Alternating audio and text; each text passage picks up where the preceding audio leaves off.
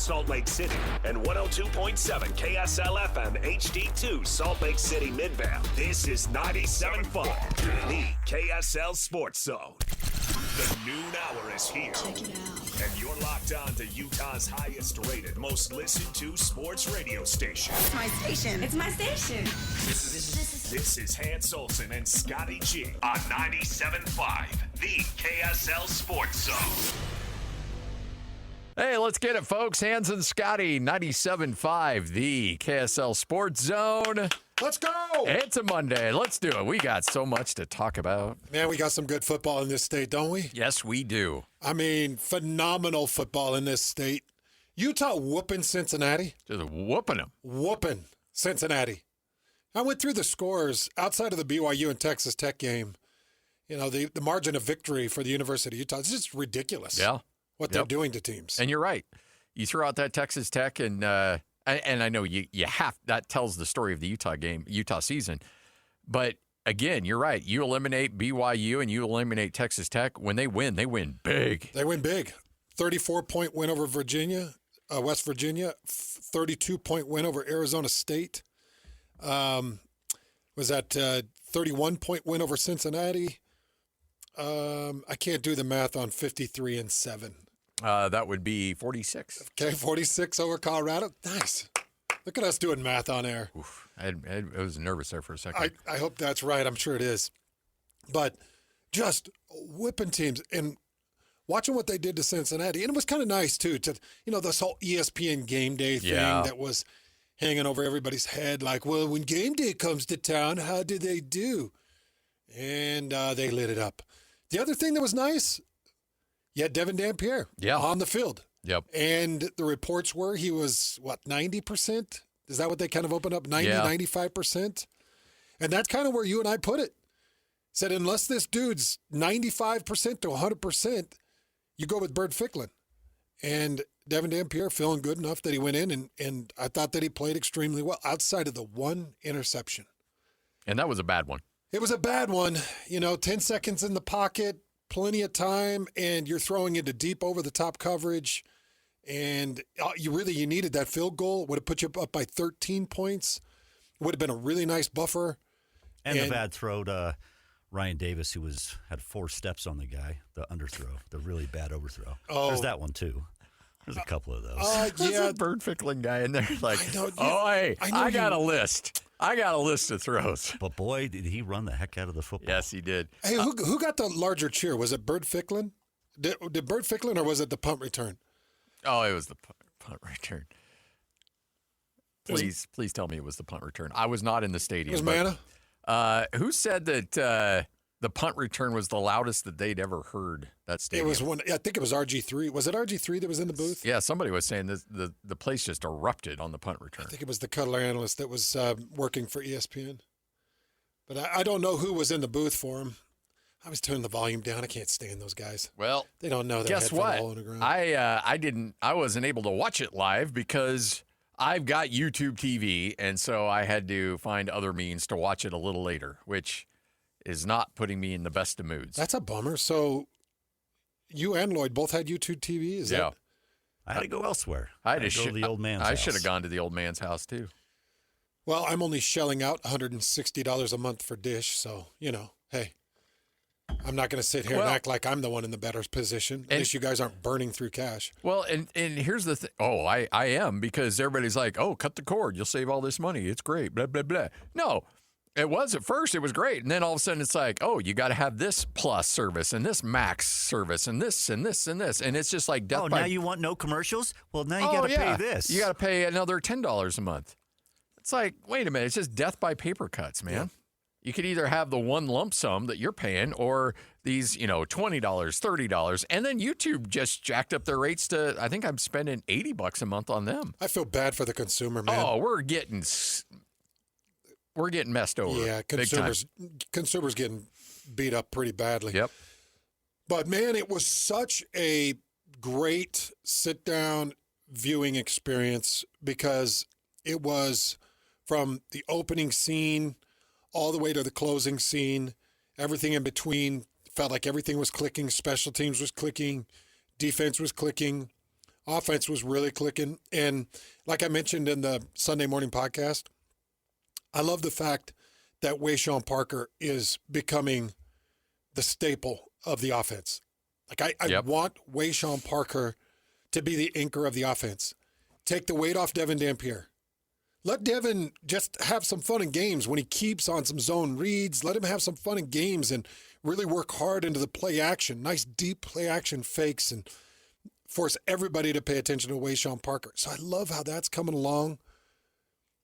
The thing is this Utah team is heating up, and you're watching the Big 12 and the way it's currently structured. Utah needs a little bit of help. Yep.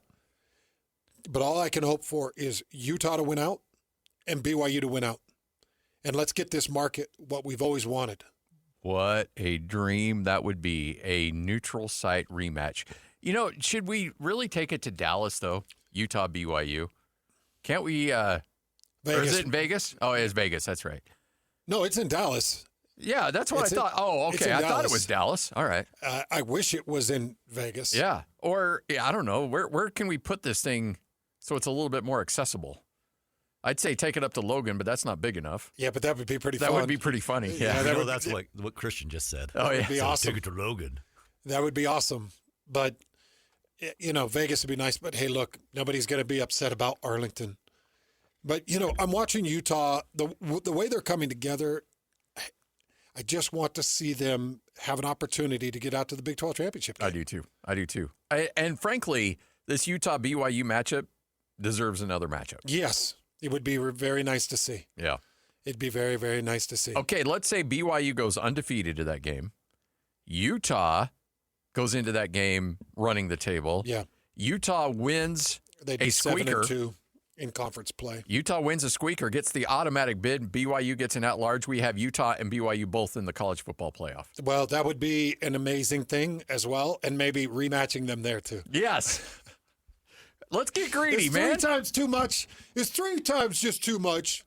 It's not too much to ask. Come on. Hey, Johnny Harley, you ready to come on the show? In the meantime, yeah, we're doing BYU Utah stuff all over again. Harleen, Weddle, Max Hall, Brian Johnson.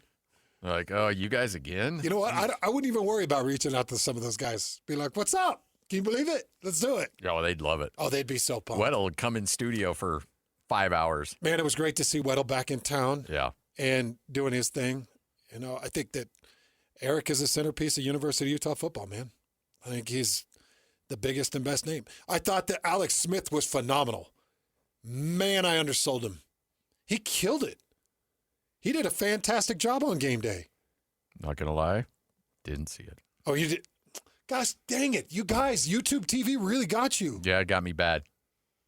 Dude, he was good, man. Like getting out of his chair and throwing up the together thumb U. And did he take his shirt off too? I saw McAfee was. No.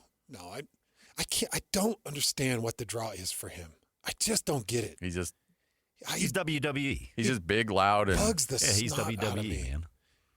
He's just a panderer, and it's getting really obnoxious. But I guess the country still loves it. It works.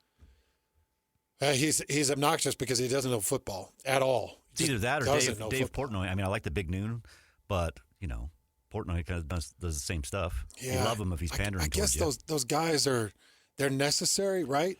But Alex, I thought was great, man. Scotty, we were talking about. Well, he's it's a be good vanilla, pick. It's boring. a great pick. Yeah, and an all-time representative for the University of Utah. But just get ready for nap time. He wasn't nap time. Well, good. He brought the heat. So it was great to see him and see him back at Rice Eccles. And then just the overall performance, dude. Thing is, you got at Baylor, you got Kansas State at home, and at Kansas. These are all very winnable games. BYU's got to take care of their business starting this week. And that's the thing. Utah's schedule, we've been talking about how BYU's schedule was light on the front end, and now it's ramping up. Utah's through the meat of their schedule. Although, there's no days off in the Big 12. But after what we've seen them do against Iowa State, what we've seen them do, or not Iowa State, but what we've seen them do against Arizona State, yeah. Cincinnati, they should beat Kansas State. They should beat Kansas. And they should beat, is it Houston, the other one? Kansas. It's Baylor, Kansas State, and Kansas. Baylor, Kansas State, Kansas. Yeah. So if they beat those teams and beat them badly, then they should go 3-0 in this stretch. I don't think that's too much to ask for. Well, I don't think it's too much to ask for, and I don't think it's too much to have Utah fans cheering for BYU to go undefeated. Oh, boy. Oh, boy. They have to. Honestly, you have to. It's the best. Just hear you say that, I don't think it's too much to ask BYU Utah fans to cheer for BYU to go undefeated. Is it, though, Lloyd? No, you need it. Is it? Still think it's a lot for them. I mean, if Utah's looking at their ultimate goal, it's the Big 12 championship Correct. game. Yep. I think that the most direct path to that championship game is BYU give Texas Tech its second loss, give Cincinnati its second loss, and you put this whole big grouping of 2 lost teams in the Big 12. You'll have an undefeated BYU. You'll have a grouping of 2 lost teams. Then you go to all those qualifiers and tiebreakers and stuff. And then I actually think it gets past the head-to-heads. I think. Oh yeah, once you get more than 2 teams, then it goes past head-to-head. And then it goes to a different qualifier. Yep. So let it play out then. And the way Utah is whipping teams, if it comes to margins, Texas Tech has got great margin too, but it all comes down to BYU and Texas Tech. You are going to have, as a Utah fan, I'm really curious to know what you're going to do to cheer for BYU this weekend. Are you pulling out the blue? Are you putting blue on? I don't think anybody's doing any. You have to. Utah fans have to. You have no other choice. They will root for whatever is the best, whatever gets them to the title game, whatever. But if there's a way to get there without rooting for BYU, they would like that way. Yeah, but that way does not exist. I mean, I guess mathematically it does, but let's be honest. You look at Texas Tech's remaining schedule; they have to lose to BYU. Well, there's 2 one-loss teams right now, Cincinnati and Texas Tech. BYU has to give them their other loss. Yeah, at minimum. Now, it would be nice for Texas Tech to stumble again, but Texas Tech gets a nice little bye week just in the middle of their schedule. But after BYU, it's UCF and West Virginia. Yeah, 2-0. And they've got a bye week in there. Yeah, so they're good. So BYU, it has to be BYU. Yep. Because, I'll tell you what Utah fans don't want is Texas Tech to give BYU a 1 loss and then BYU to run the table, because then you take the 2 one-loss teams, Texas Tech and BYU, because the other loss to Cincinnati would be BYU. Yeah. Now you start to get on shaky ground. So Utah fans, you straight up want BYU to go undefeated. Yeah. And I know everybody can try to work their way around. Well, I don't want to cheer for BYU. I don't want BYU to go undefeated. Hold on. You want BYU to go undefeated because Utah fans, that will bring you all the glory in the Big 12 championship if you were able to hand them a defeat. Yep. And then you have to cheer for them to beat Cincinnati too. Who, BYU? Yeah. Oh, yeah. Yeah. Yeah, you got it. They've got to run the table. Yep. So, I mean, it is 4-0, baby. 4-0 for BYU. Well, I tell you what, Scotty, I wouldn't hate it. You imagine? You imagine calling an undefeated season? I can't. I can't even believe that I'm headed to Lubbock to call a number 8 and a number 9 matchup. With game day and all the fanfare and everything's ramped up and it's a 10 a.m.er. Yeah. I'm actually happy that it's a 10 a.m.er because you go straight out of game day right into – I told you that's my favorite thing. Yeah. If you can come right out of game day and you roll right into pregame and then you're right into the game, you know how many people are going to be watching that game? Oh, the eyes of the country are on that thing. They should be. Yeah. I know some of your top billed back Big 12 games have been in the 2 and 2.5 million mark. You'll break 3 on that one. This thing should break 3.5. Yeah. It should touch 4. You're talking about the number 8 and number 9 teams. And most people out east have not had an opportunity to watch BYU. Yep. So everybody's going to be like, oh, well, I got to see this true freshman. Anybody that's ever had membership in the church is going to be waking up in Australia. Like, everybody should be waking up to see this game. This is a massive game with massive implications, and I'm hoping that the world comes to see it. I got bad news for you, though. What? You see the next week? TCU No. just released the start time on that one. Did they really? Yeah. 8:30? No, it's a really early time, really early kickoff. You're going to really enjoy it. It's 8:15. I wouldn't expect anything less. I know. Jeez. They just can't help themselves, can they? No. They're going to bury you at night. Well, at least it's at home. Yeah. 3 a.m. Swatchos again. Bring the Rolaids for the 3 a.m. Swatchos. Yeah. Yeah. We'll have some good times. Colton, by the way, says, I'm going to pull out the blue. It'll be mammoth blue, but I'll still wear blue for the game. All right, Colton. Okay. You can do that. Understandable. Yeah. May not be the right shade, but that works. Don't hate you for it. All right, Hans and Scotty, let's get to it. Starting lineup, 97.5, the KSL Sports Zone. This is Hans and Scotty G. Let's go. The lineup is set, and it's time to kick off the show with the biggest topic of the day. This is the starting lineup on 97.5, the KSL Sports Zone. Second down and 15. And here on the rollout, there's a strike. Inside the 10, breaking free. Ryan Davis, touchdown Utah. In as the Wildcat quarterback. He fakes it to Dampier, the quarterback, and keeping it is Parker. Breaking the tackle. Parker into the end zone. Touchdown Utah. Carvalho, the deep man, just had a 23-yard punt return earlier. And here he goes again. Carvalho, past midfield. Kicker to beat. He beat him. Inside the 10. Dives for the end zone. Touchdown.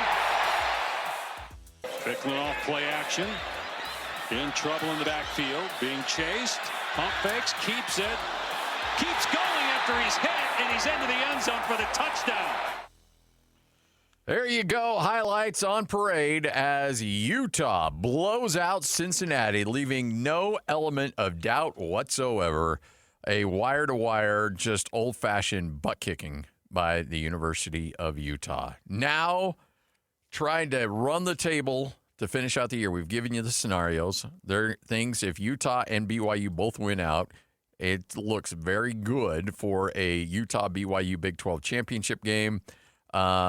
But Hans, this Utah team is playing some really good football, and at least I was concerned on how this team would look coming off that BYU game. Well, geez, no hangover. They're just putting it on dudes right now. They've responded well, and the group that's really responded the most is the offensive line. Yes. And you've got two of the highest graded offensive tackles in the country right now, which is really nice, Caleb Lomu and Spencer Fano. So that's a nice thing to hang your hat on. And you figure if those guys can keep cranking, then you should be able to take care of Baylor, and you should be able to finish out with a favorable outcome through the next 3 games if these offensive linemen keep doing their thing. And Jaron Kump has been great. Michael Mokofisi has been great. Jaron Kump at the center position has just been a staple and was fantastic against Cincinnati. Didn't give up a sack, did they? No. Yeah, didn't give up a single sack against Cincinnati, which was really nice. And there have been multiple performances by guys like Mokofisi, guys like Kump, guys like Fano, big-time blocks, big-time pickups. And it was better against Cincinnati than I'd seen it all year. I felt like that was Utah's offensive line best performance of the season was against Cincinnati. So Utah ratchets up a W. BYU sits back and gets ready for Texas Tech in the game of the Big 12 so far. 8 versus 9, and a showdown in Lubbock. BYU coming off the bye week. Texas Tech, and we all said be wary of Kansas State.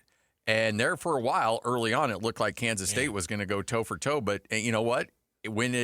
When Texas Tech needed to pull away late, they were able to get it done. Well, because Kansas State can't hold on to a stupid ball. I know, right? Can't blame Matt Wells on that one. No, it's terrible. They ended up with 5 turnovers. They lost 3 fumbles. They threw 2 interceptions. What are you going to do? 5 turnovers? How sloppy can you play? Yeah. So there you've got. And they were 0-4 on 4th down. I know. And so Kansas State had some opportunities, but literally fumbled it away. I mean, if you go 0 of 4, if you're talking about fourth downs and turnover on downs, that's 9 turnovers. Yeah. 9 turnovers is ridiculous. You don't got a shot. No. But early on, it did look okay. It looked good early on, and then, Kansas State that's a difference between a team right now that anticipates winning in Texas Tech and another team that hasn't quite figured that out yet. And that's what makes Texas Tech so much of a problem for BYU this weekend is right now they're playing with such a swagger that they anticipate winning every game, especially at home. And that's what BYU's got. BYU can be dealing with all kinds of adversity. It doesn't matter because deep down they're like, we're going to find a way to win this. Well, the reason I thought Kansas State would find a way to get that win over Texas Tech, number one, it was at home. And number two, Kansas State was playing at a Utah level over the last couple of weeks. They beat TCU 41-28. They went to Kansas. They beat the Jayhawk 42-17.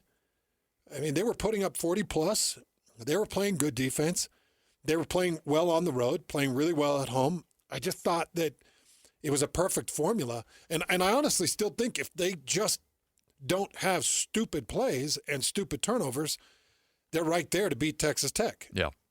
But you give too many short fields. You give up too many dumb plays. He had a couple bad play calls I didn't like that on the fourth down attempts.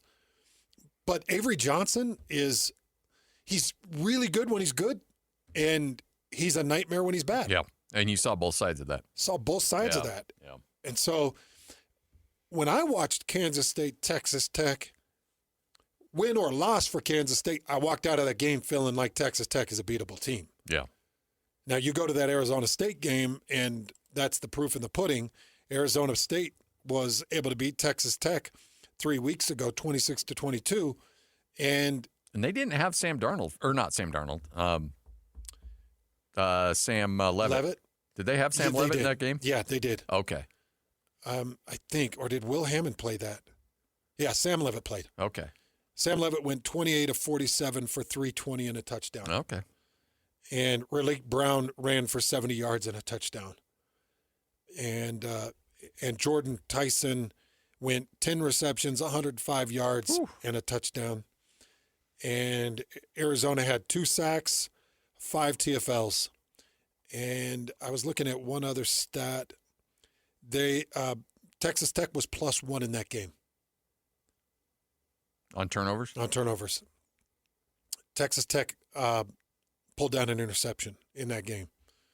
So Texas Tech plus in the turnover margin. Arizona State beat Texas Tech in total offensive yards. Obviously beat him in passing yards. Didn't quite catch him in rushing yards. But time of possession, Arizona State 37 to Texas Tech 22. Ooh. So wow. Really held on the ball. They kept Will Hammond on, basically kept Will Hammond on the sideline. But yeah, Sam Leavitt was in the game. Well, that's what Texas Tech did against Utah. I don't know what the overall time of possession was, but Will Hammond was just converting third down after third down. So many of those long time consuming drives. If BYU can force them off the field, and if they can be even 34 minutes plus in time of possession, that would be it. Big margin. 97.5, the KSL Sports Zone. Let's go! Complete game coverage of the Cougars is right here on the KSL Sports Zone. It doesn't get much bigger than this. BYU and Texas Tech. Your home for the best coverage of Cougar football is right here on 97.5, the KSL Sports Zone.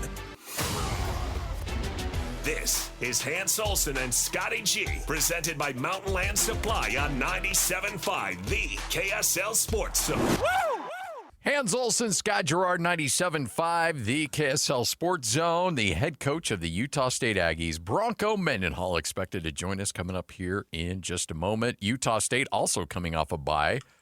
But, boy, I tell you what, you see some of the scores around the Mountain West? That conference got drunk over the weekend. Yeah. Boise loses.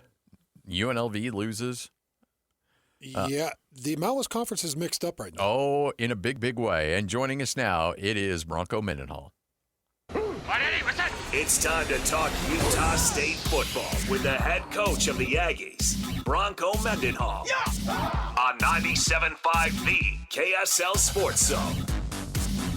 He is the head coach of the Utah State Aggies, Bronco Mendenhall, coming off a bye week. And, Coach, I've not asked you this before. We've done a bunch of interviews, but I know you focus solely on you and your program, but on a weekend where there's a lot of crazy things that happen in the conference, do you do a lot of scoreboard watching, especially on a bye week, to kind of see how the rest of the conference is faring? Yeah, I checked the scoreboards. I'm not sure it was a lot, but I absolutely paid attention. And I think, you know what, maybe the outside world is calling crazy. I think probably the coaches in the league are thinking more expected because the margins are so thin, the teams are so close. A player or two, the loss of a quarterback, a turnover here or there, and a team that has momentum, maybe like New Mexico, and goes and beats UNLV, and Fresno goes and beats Boise, and San Jose, which we all know is dangerous and capable. Hawaii comes across to the mainland and loses there.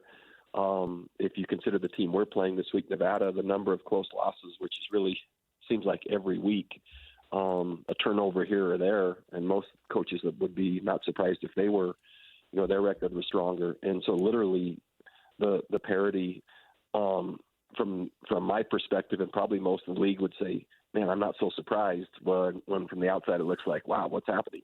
No, it's incredible. And I'm just looking at it, 6 teams right now in the Mountain West Conference with 2 losses.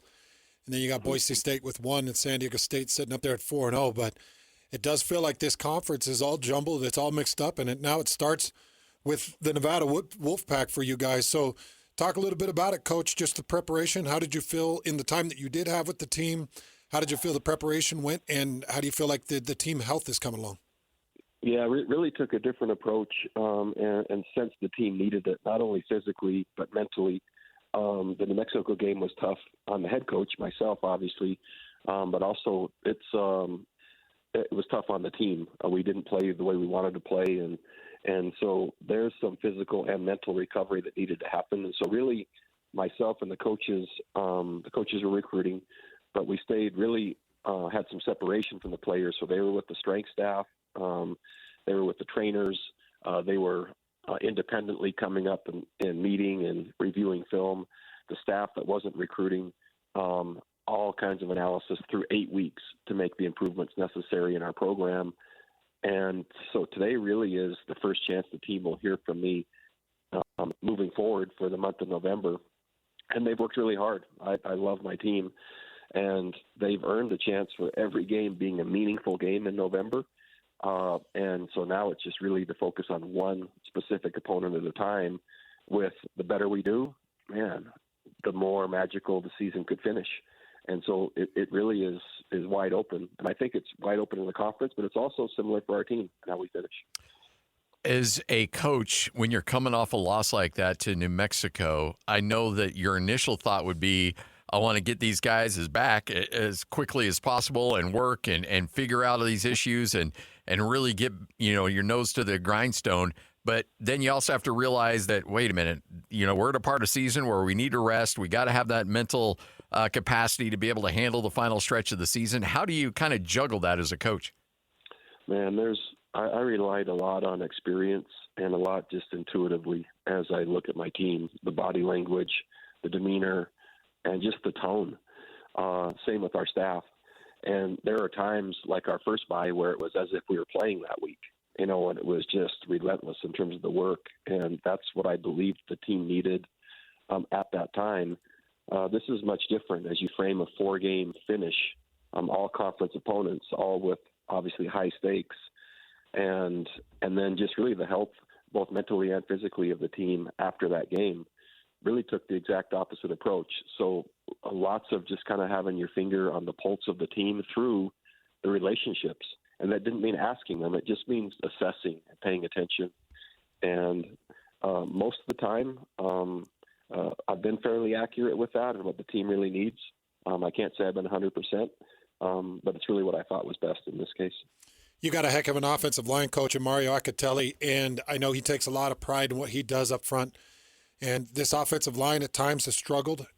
They've struggled with health. They've struggled with assignment. They've struggled at times with being able to pick up their blocks. Just talk about this offensive line, Coach. Your belief in them, maybe Mario's adjustments, their health, and what you expect kind of in the finishing stretch here with them. Yeah, it's been a work in progress from the very beginning. We've all seen that from the UTEP game all the way through. And so there's bits and pieces where we've chipped away and reduced sacks and reduced penalties and had more efficient and consistent runs and protection. And there's been games where there's been stretches where it's been reverted and we've seen sacks and penalties and maybe some of the other. And so there's been some inconsistency there. Yet the inconsistency is through diligence and belief and confidence and coaching. And so it's really a unique thing to try to express because there's momentum being built through the approach.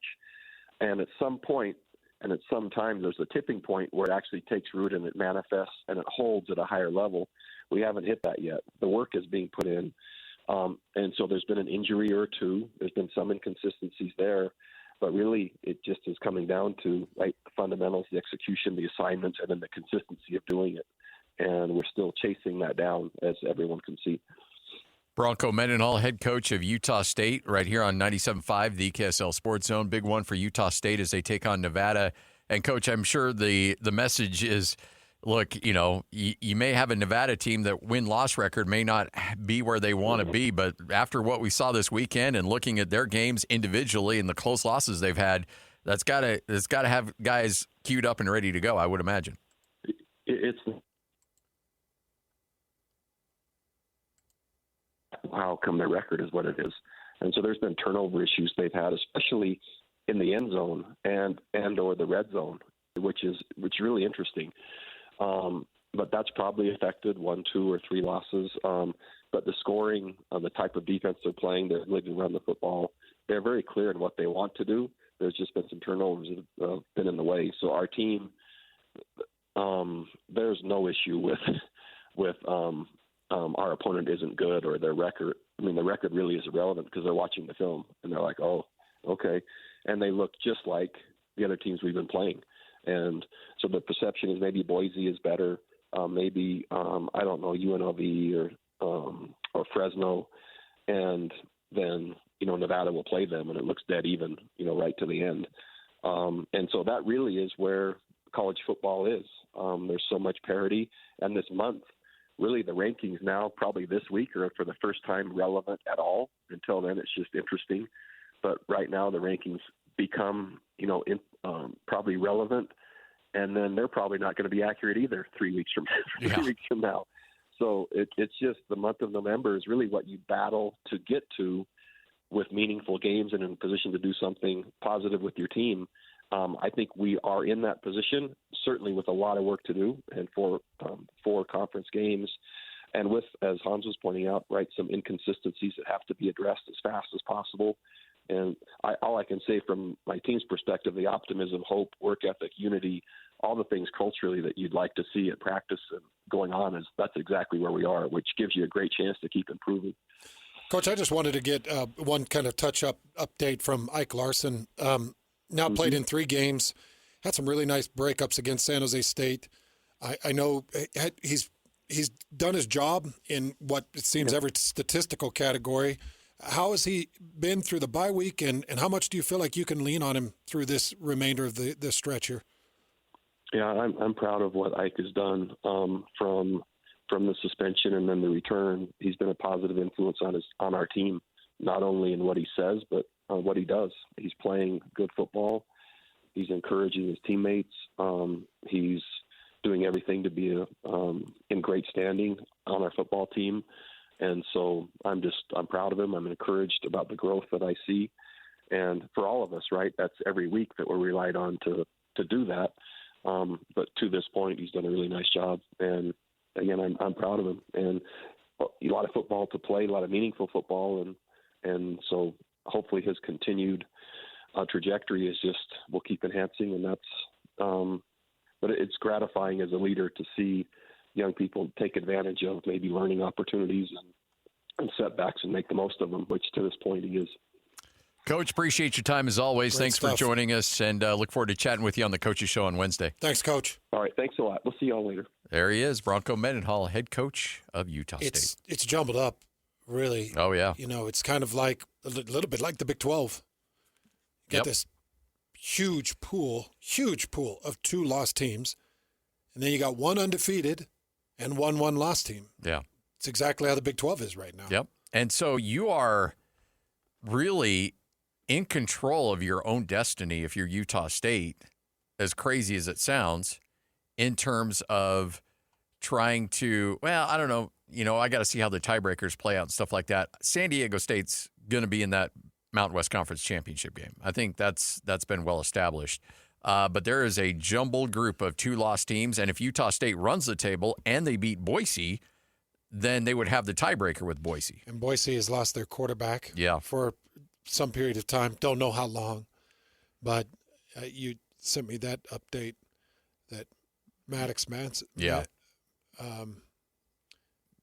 went down. Yeah, and again, he was carted off the field. I have not seen an update on that. I don't know. They'll probably have one later today with their coach's press conference. Well, it does. It just kind of leaves everything up in the air. And all you want to see now is Utah State just take advantage of some things. Yep. Nevada's a really good team to come off a bye week with. And then you head straight into UNLV that just had a letdown loss. And then you go to Fresno State that just had a big-time win. Yeah. So it's all over the place. I just want to see him finish strong. I do too. How's Bryson Barnes? I think Barnes is going to be about as healthy as he possibly could be. There you go. Right now. Then considering this time of the year. Yeah. I really would like to see the offensive line step up. That's the $1 million question. Defensive line, stopping the run, they've had their struggles. But if that O-line can really solidify for the final 4 weeks of the season, then Utah State can score on anybody. They could do whatever they want offensively. Yeah. But they've given up 28 sacks. Yeah. The fact that Utah State has the numbers they have offensively while giving up all those sacks, just unbelievable. And by the way, it's not all bad. This offensive line has had some really good moments as well. And it feels like they're better in run blocking than they are maybe in pass setting at this point. But that doesn't mean that they can't come along and get it figured out. Hans and Scotty, what you may have missed coming up next. And then you'll hear from Kalani Sitake, his weekly conversation at 1:05. No Kyle Whittingham today because of the bye week for the Utes. But Steve Bartle will join us coming up at 2:05, get his thoughts on the Utes and where they're at right now. This is 97.5, the KSL Sports Zone. Nobody gets you ready for Utah football more than the KSL Sports Zone. Ready? It's a much-needed bye week for the Utes as they get set for the final stretch of the 25 season. Your home for the best coverage of Utah football is right here on 97.5, the KSL Sports Zone. This is Hans Olsen and Scotty G. Presented by Mountain Land Supply on 97.5, the KSL Sports Zone. Hans Olsen, Scott Gerard, 97.5, the KSL Sports Zone. Time for another edition of What You May Have Missed right here on the Zone. By the way, we mentioned this on the Sunday morning podcast. How about Snow College breaking 100 points? Yeah, and from what I understand, they made a couple of changes around the place, so kind of sparked something. And I don't know, it's cool and all, but 100. Sooner or later, you got to just start taking a knee, right? There's some negativity that comes with putting up 100 points. Like usually, you can get away with the 70s. As soon as you get if you break 80, everybody's like, eeh. And then you go above that, and it's like, okay, not okay. I remember. And I talked to you a lot about it, but one of Rock's games with Lehigh, it was 70-0 at half. Yeah, that's right. It was a 70-0 half, and that was wild. Couple punt returns, pick six, couple of bombs, and it was just a quick 70-0. That's 10 touchdowns. Yeah. That's wild. In a half. Yeah. It was one of the craziest things I've ever seen, but it comes with criticism. Yeah. So I think it's great, and I hope Snow can get right back on the right track. Kind of a lame Monday night game coming up tonight. Yeah, not really fired up for this one. Cardinals and Cowboys go down tonight, and it's kind of like, okay. Your Broncos get another win. They moved to 7 wins. They played miserably yesterday. They had no business winning that game. None whatsoever. And yet they still found a way to win. Found a way to win. Beating a 3-5 Texans team. I mean, look, you force what's the old adage? Field goals don't beat you. And they forced 6 field goals from Houston. Or excuse me, 5 field goals. And won that game 18-15. Do we need to talk about any overtime games or no? Oh, I put it on the bad. Oh, okay. Yeah, no, we'll leave it there. bad. We'll leave it there. Yeah. We'll leave it there. That's fine. Should be on the good. You want me to put it on the good? I'll put it on the good. Because I respect the hell out of him for going for 2. How'd you feel about the Bills getting a win over the Chiefs? Love it. Anytime the Chiefs take an L, I'm all for it. Have we seen our guy, Rusty, walking up and down the hallways? No. Oh yeah, he gets pretty quiet. He gets quiet on and he losses. hides. Yes. Buffalo held Patrick Mahomes to 0 touchdowns through the air. They found the end zone with Kareem Hunt and Rashee Rice were the 2 touchdowns that they found on the ground. Are we living in a I actually heard the words Sam Darnold and MVP candidate in the same sentence earlier this morning. And I can't wrap my brain around it, but the Seahawks are playing incredible football. He had 4 touchdown passes in the first half alone. Now, granted, the Commanders were a mess, and Jaden Daniels is out for a while, if not the season, with the dislocated elbow. But still, they're mowing up and down the field on that defense of Washington, and Sam Darnold is just dealing. Sam Darnold's dealing, and then Aaron Rodgers got a big win over the 7-1 Colts. The Steelers find a 27-20 win over the 7-1 Colts. They beat them. They beat them soundly. Now, Daniel Jones still went for 350 yards through the air. That's another guy that's just throwing incredible balls right now. But of those 350 yards, 3 of those were picks. Yep. Of those 50 attempts, 3 of them were picks. So they were able to take advantage of that. But Aaron Rodgers, at the tender age of 42, went 25 of 35 for a touchdown and found a way to get a win for Pittsburgh. It's I think it's really funny how we saw Alex Smith. Well, you saw Alex Smith on ESPN Game Day, and to remember that he and Aaron Rodgers were in the same draft class. Alex Smith went number 1, and Aaron Rodgers slid all the way back in that draft, went to Green Bay. It really is bonkers. Yeah.